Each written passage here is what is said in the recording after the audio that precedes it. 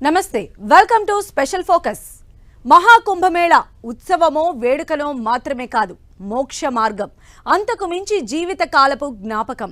ఆ గంగమ్మ ఒడికి చేరుకొని స్నానం ఆచరిస్తే సకల పాపాలు తొలగుతాయన్నది భక్తుల నమ్మకం. కుంభమేళాకు దేవుళ్లే దిగివస్తారని ప్రతీతి. ప్రయాగ్రాజ్లో ప్రతి అణువులోనూ ఈ 45 రోజులు దైవత్వమే కనిపిస్తుంది. కుంభమేళాలో మాత్రమే రకరకాల సాధువులు, పండితులు కనిపిస్తారు. ఇంతకీ ఎవరు వాళ్ళు? ఎక్కడి నుంచి వస్తారు? దేవుడి కోసం, దేవుడి తరపున వస్తారా? కుంభమేళాలో వాళ్ళ బాధ్యత ఏంటి?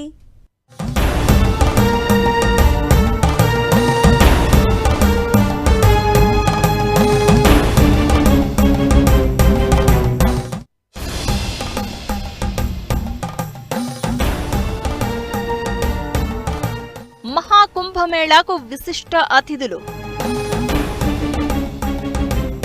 తరలి వస్తున్న విలక్షణ సాధువులు, కుంభమేళాలో మాత్రమే కనిపిస్తారు. ఎవరెవరు వస్తారు? ఎక్కడి నుంచి వస్తారు? కుంభమేళాలో వాళ్ళు ఏం చేస్తారు? భారతీయ సంస్కృతి, ఆధ్యాత్మికత, విశ్వాసానికి చిహ్నం కుంభమేళా. 12 ఏళ్లకు ఒకసారి జరిగే ఈ ఉత్సవం మతపరమైన కార్యక్రమమే కాదు, భారత సంప్రదాయాలు, ఆధ్యాత్మిక వారసత్వాన్ని జరుపుకునే వేడుక కూడా. గంగా, యమున, సరస్వతి నదులు కలిసే దివ్య సంగమం ప్రయాగ్రాజ్. ఇది దేవతల పవిత్ర భూమి. దీన్ని దర్శించుకుంటే జనన మరణ చక్రం నుంచి విముక్తి పొందవచ్చని భక్తుల నమ్మకం. త్రివేణి సంగమంలో స్నానం చేస్తే పాపాలకు ప్రాయశ్చిత్తం చేసుకోవడమే కాదు, ఆత్మను శుద్ధి చేసుకుని మోక్షాన్ని పొందే మార్గం కూడా అని విశ్వాసం. ఇక సాధువులు, పండితులు కుంభమేళాకు మరో ప్రత్యేకత. ఎప్పుడూ కనిపించని సాధువులు కుంభమేళాలో ప్రత్యక్షమవుతూ ఉంటారు. భవిష్యత్తు తరాలకు భారతీయ సంస్కృతి చేర్చే వారధులుగా కనిపిస్తూ ఉంటారు. ఇందులో నాగ సాధువులు ప్రత్యేకమనిపిస్తూ ఉంటారు.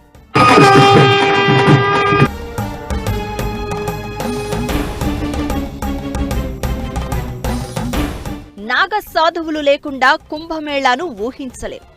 ఇక్కడికి వచ్చే సాధువుల జీవన శైలి, వస్త్రధారణ, భక్తి ప్రత్యేకంగా ఉంటుంది. భిన్న సంప్రదాయాలు, విభిన్న తాత్వికత అనుసరించే రకరకాల సాధువులంతా కుంభమేళాలో కలుసుకుంటూ ఉంటారు. అందులో మొదటివారు నాగ సాధువులు. వీళ్లు చాలా కీలకం. నగ్నంగా, ఒంటి నిండా బూడిద పూసుకుని కనిపిస్తారు. వీళ్లంతా ప్రాపంచిక ప్రలోభాల నుంచి పూర్తిగా విముక్తి పొంది శివుడి ఆరాధనలో నిమగ్నమై ఉంటారు. పవిత్రత, భక్తికి ఉదాహరణగా నిలుస్తారు. నాగసాధువులు స్నానం చేసిన తర్వాతే కుంభమేళా ఉత్సవం మొదలవుతుంది. కుంభమేళాలో కనిపించే ప్రతి ఊరేగింపులో వీళ్లు కీలకంగా వ్యవహరిస్తూ ఉంటారు. రెండోది శ్రీపంచ్ దశనం జునా అకారా సాధువులు. కుంభమేళాలో వీళ్లు కీలక పాత్ర పోషిస్తారు. ఆది శంకరాచార్యులు ప్రారంభించిన దశనామి సంప్రదాయాన్ని అనుసరిస్తూ కుంభమేళాలో నిర్వహించే ఆధ్యాత్మిక ప్రసంగాల్లో చురుగ్గా పాల్గొంటారు. భారతీయ సంప్రదాయాలను వివరిస్తారు.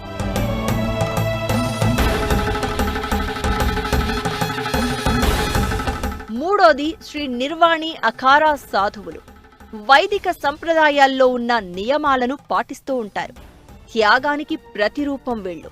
పూజా విధానాల్లో పాల్గొంటూ భక్తులకు బోధనలు చేస్తూ ఉంటారు. నాలుగోది ఉదాసీన్ సాధువులు. కాషాయ రంగు దుస్తుల్లో కనిపించే వీళ్లు గురునానక్ బోధనలను అనుసరిస్తారు. ఆధ్యాత్మిక బోధనలు చేయడంతో పాటు మతపరమైన భక్తి కార్యక్రమాల్లో పాల్గొంటూ కుంభమేళాలో కనిపిస్తారు. ఐదోది పరమహంస సాధువులు. త్రివేణి సంగమ తీరాన ధ్యానంలో ఉంటారు.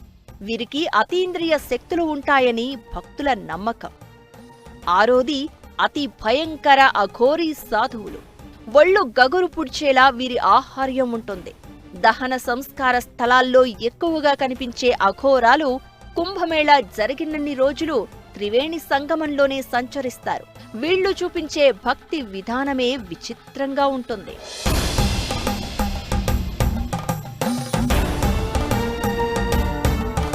ఏడవది బైరాగి సాధువులు.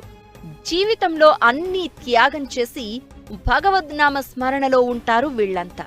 కుంభమేళాకు ఖచ్చితంగా హాజరై ఆధ్యాత్మిక కార్యక్రమాల్లో పాల్గొంటారు. కుంభమేళా ఆచారాల్లో పాల్గొనడంతో పాటు ఆధ్యాత్మిక బోధనలు చేస్తూ ఉంటారు. వైరాగ్యంలో ఉన్న గొప్పతనాన్ని భక్తులకు వివరిస్తూ ఉంటారు. 8వది కల్పీవాసీలు.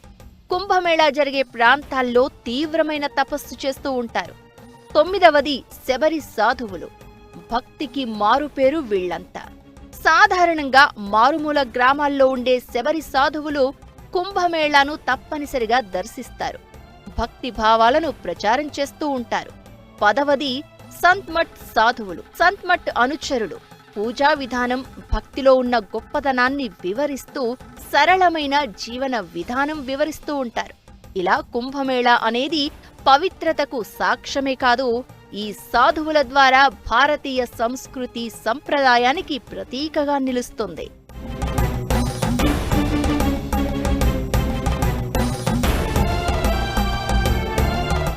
ఎక్కడి నుంచి వస్తారో తెలియదు, తిరిగి ఎక్కడికి వెళతారో అర్థం కాదు. కుంభమేళాకు ఎంతమంది సాధువులు వచ్చినా అందులో నాగ సాధువులు ప్రత్యేకం.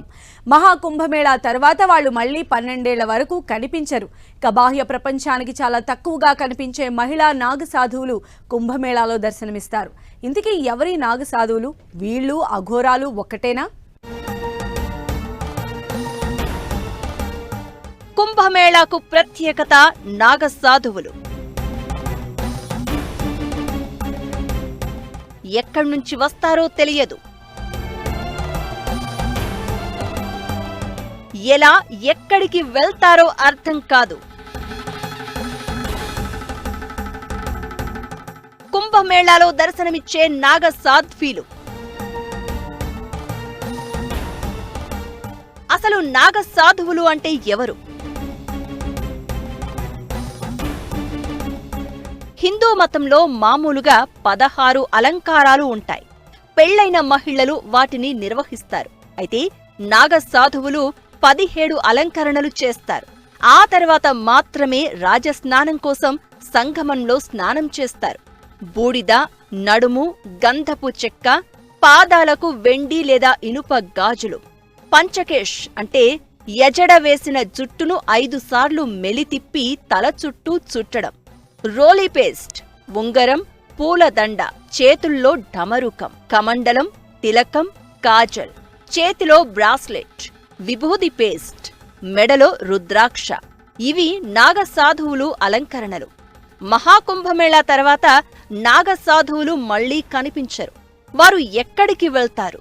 ప్రతి కుంభమేళాలో మాత్రమే వారు ఎందుకు కనిపిస్తారనే ప్రశ్న ప్రతి ఒక్కరిని వెంటాడుతూనే ఉంటుంది. నాగ సాధువులను తపోధనులని అంటారు. వీరు నగ్నంగా జీవనం సాగిస్తారు. ఆకాశాన్ని తమ దుస్తులుగా భావిస్తూ ఉంటారు. నాగ సాధువులు యుద్ధ కళలో ఎక్స్పర్ట్స్. కత్తి, త్రిశూలం లాంటి ఆయుధాలను అద్భుతంగా ఉపయోగిస్తారు. మొఘలుల కాలంలో హిందూ దేవాలయాలపై దాడులు జరిగినప్పుడు నాగ సాధువులు సైన్యంగా ఏర్పడి యుద్ధం చేశారట. ఔరంగజేబును కూడా ఓడించారనే ప్రచారం ఉంది. నాగ సాధువులు చల్లని నీటితో స్నానం చేస్తారు. ఆహారం తీసుకోరు. కఠినమైన తపస్సు చేస్తారు. అరుదైన సమయాల్లో మాత్రమే వీళ్లు బయటకు వస్తారు. అంతా కలిసి తమ ఆలోచనలు పంచుకుంటారు. కుంభమేళా తర్వాత తిరిగి అడవులు, కొండలకు చేరుకుంటారు. ఆ అడవులు, కొండల్లో వీళ్లు ఎక్కడుంటారో ఎవరికీ తెలియదు. లక్షలాది మంది నాగ సాధువులు ఎలాంటి వాహనం ఉపయోగించకుండా, జనాల దృష్టిలో పడకుండా కుంభమేళాకు ఎలా చేరుకుంటారన్నది ఇప్పటికీ మిస్టరీనే.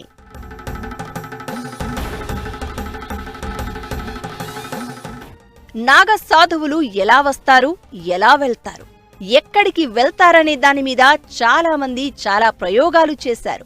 వారి జాడ కనిపెట్టాలని ప్రయత్నించారు. అయితే వారి ప్రయోగాలకు కూడా అంతు చిక్కని ప్రశ్నగానే మిగిలిపోయింది నాగాల జర్నీ. నాగ సాధువులు సన్యాసి జీవన శైలికి ప్రసిద్ధి.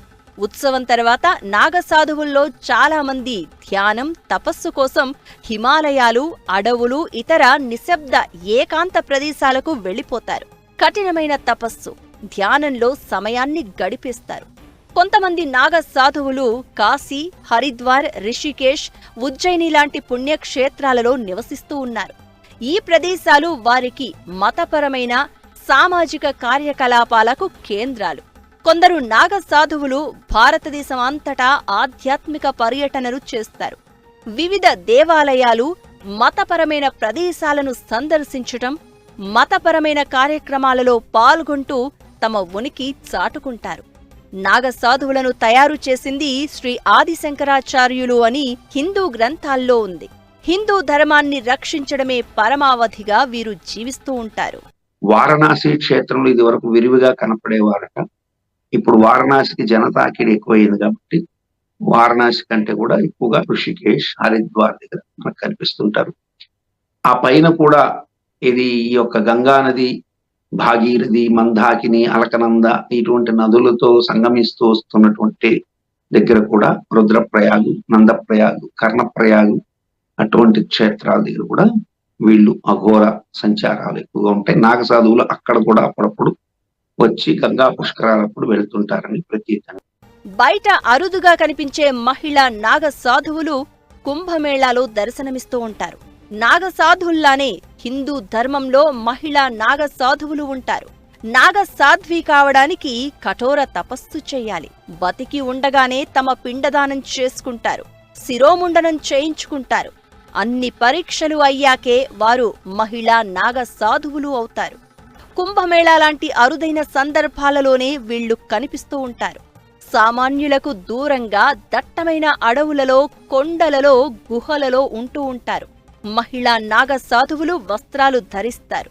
అయితే అవి కుట్టని కాషాయ రంగులో ఉంటాయి. వారు శరీరంలోని కొంత భాగానికి చుట్టుకుంటారంతే. నుదుటున తిలకాన్ని ధరిస్తారు. శరీర భాగాలకు భస్మం పూసుకుంటారు. హిందూ ధర్మంలో మహిళా నాగ సాధువులకు మంచి గౌరవం ఇస్తారు. వారిని మాత అని పిలుస్తారు.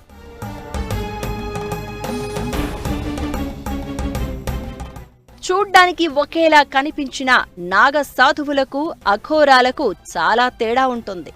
నాగ సాధువులకు పూర్తి భిన్నంగా అఘోరాల జీవితం ఉంటుంది. అఘోరాలు వామాచార పద్ధతిని నమ్ముతారు. వామాచార పద్ధతి అంటే మంత్రాలు, తంత్రాలు, దశమహావిద్యలు క్షుద్రం నేర్చుకుంటారు. భూమి మీద ఉన్న ప్రతిదాన్ని మోక్షాన్ని పొందే సాధనంగా చూస్తారు అఘోరీలు. వీరు ఎక్కువగా శ్మశానాల్లో జీవిస్తూ ఉంటారు. మోక్షం కోసం వీళ్లు చేసే తంత్ర ప్రక్రియలు చాలా ఆశ్చర్యంగానూ భయానకంగానూ ఉంటాయి. అఘోరాలు దత్తాత్రేయుడిని, శివుడిని, అగ్నిని, కాలభైరవుడిని పూజిస్తారు. అఘోరీలు అన్ని రకాల మాంసాలను తింటారు. నాగ సాధువులు, అఘోరాల మధ్య ఉన్న కామన్ పాయింట్ ఒకటే: గురువు అనుమతి లేకుండా ఏమీ చెయ్యరు. వీళ్లు ఏం చేసినా గురువు పర్యవేక్షణలోనే చేస్తూ ఉంటారు. ఇప్పటికీ కుంభమేళాలో మొదటి స్నానం నాగ సాధువులు చేస్తారు. ఆ తర్వాత అఘోరాలు, ఆ తర్వాత ఎవరైనా.